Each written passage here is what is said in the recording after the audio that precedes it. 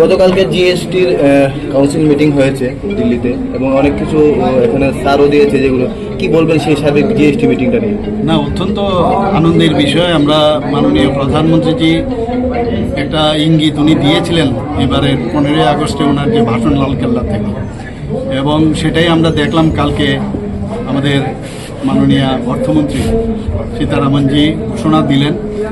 এবং এটা খুবই ভালো যে এতগুলো স্ল্যাব রাখার চাইতে জিএসটিতে 2টো স্ল্যাব এখন রেখেছে, আরেকটা প্রয়োজনে কয়েকটা বিশেষ বিশেষ জায়গায় রাখবে।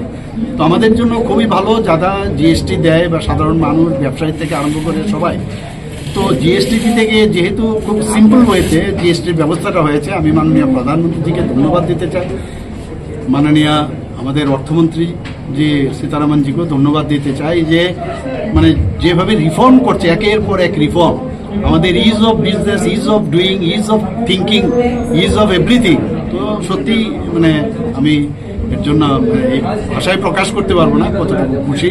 On behalf of Tripura I would like to thank our honourable prime minister. মূলত কারা লাভ হবে?